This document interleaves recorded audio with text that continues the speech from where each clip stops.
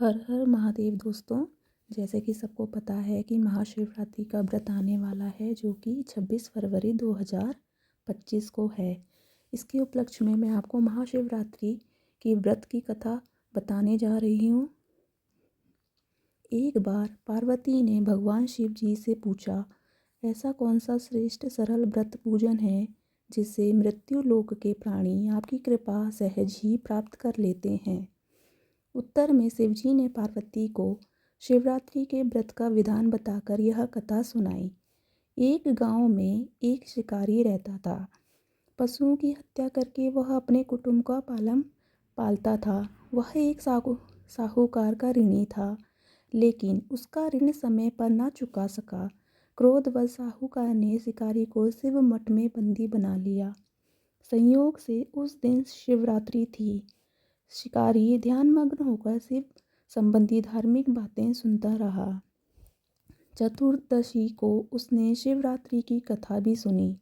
संध्या होते ही साहूकार ने उसे अपने पास बुलाया और ऋण चुकाने के विषय में बात की।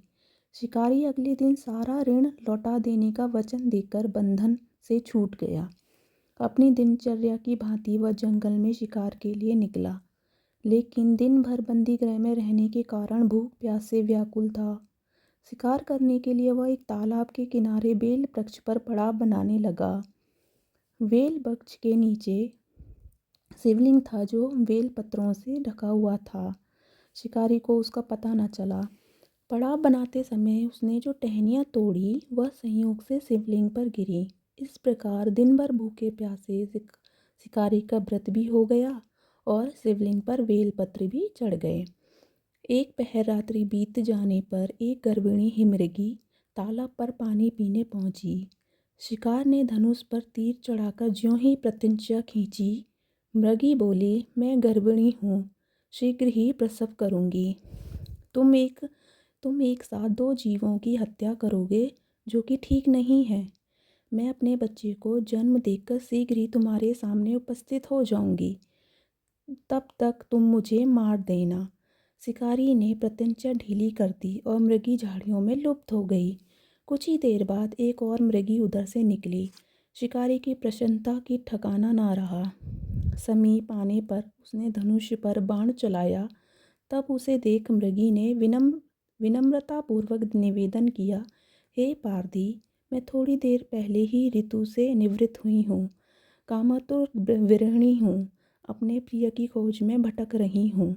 मैं अपने पति से मिलकर शीघ्र ही तुम्हारे पास आ जाऊंगी। शिकारी ने उसे भी जाने दिया।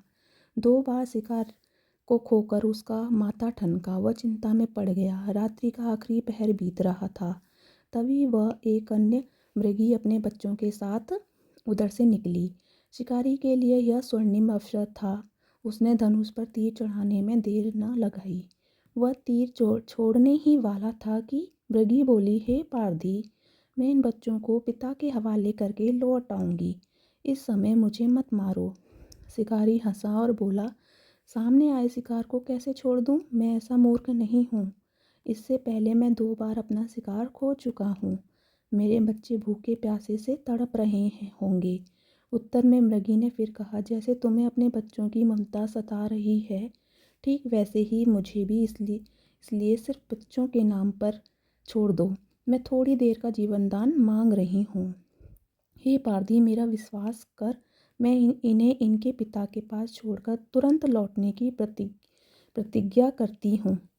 मृगी का दीन स्वर सुनकर शिकारी को उस पर दया आ गई। उसने उस मृगी को भी जाने दिया। शिकार के अभाव में बेल वृक्ष पर बैठा शिकारी बेलपत्र तोड़ तोड़कर नीचे फेंकता जा रहा था। पौ फटने को हुई तो एक हष्ट पुष्ट मृग उसी रास्ते पर आया। शिकारी ने सोच लिया था कि इसका शिकार वह अवश्य करेगा। शिकारी की तनी प्रत्यंचा देखकर मृग विनीत स्वर में बोला, हे पारधी भाई, यदि तुमने मुझसे पूर्व आने वाली तीनों मृगियों तथा छोटे छोटे बच्चों को मार डाला है, तो मुझे भी मारने में विलंब ना करो, ताकि उनके वियोग में मुझे एक क्षण भी दुख ना सहना पड़े। मैं उन मृगियों का पति हूँ। यदि तुमने उन्हें जीवन दान दिया है, तो मुझे भी कुछ क्षण जीवन दान देने की कृपा करें। मैं उनसे मिलकर तुम्हारे सामने उपस्थित हो जाऊंगा। मृग की बात सुनते ही शिकारी के सामने पूरी रात का घटनाचक्र घूम गया। उसने सारी कथा मृग को सुना दी। जब मृग ने कहा, मेरी तीनों पत्नियां जिस प्रकार प्रतिज्ञाबद्ध होकर होकर गई हैं, मेरी मृत्यु से अपने धर्म का पालन नहीं कर पाएंगी। अतः जैसे तुमने उन्हें विश्वास पात्र मानकर छोड़ा है, वैसे ही मुझे भी जाने दो। मैं उन सब के साथ तुम्हारे सामने शीघ्र ही उपस्थित होता हूँ। उपवास, रात्रि जागरण तथा शिवलिंग पर बेलपत्र चढ़ाने से शिकारी का हृदय निर्मल हो गया था। उसमें भगवत शक्ति का वास हो गया था। धनुष का बाण उसके हाथ से सहज हो छूट गए। भगवान शिव की अनुकंपा से उसका हिंसक हृदय कारुणिक भावों से भर गया। वह अपने अतीत के कर्मों को याद करके पश्चाताप की ज्वाला में जलने लगा। थोड़ी ही देर बाद मृग सर परिवार शिकारी के समीप उपस्थित हो गया ताकि वह उनका शिकार कर सके। किंतु जंगली पशुओं की ऐसी सत्यता, सात्विकता एवं सामूहिक प्रेम भावना देखकर शिकारी को बड़ी ग्लानि हुई। उसके नेत्रों से आंसुओं की झड़ी लग गई। उस मृग परिवार को न मारकर शिकारी ने अपने कठोर हृदय को जीव हिंसा से हटाकर सदा के लिए कोमल एवं दयालु बना लिया।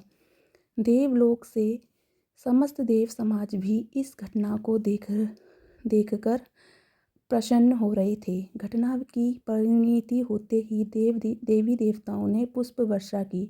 तब शिकारी तथा मृग परिवार मोक्ष को प्राप्त हुए। जय शिवरी, हर हर महादेव। तो इस साल की हिंदू पंचांग के अनुसार फाल्गुन माह के कृष्ण पक्ष की चतुर्थी तिथि पर महाशिवरात्रि का पर्व मनाया जाता है। हर हर महादेव दोस्तों।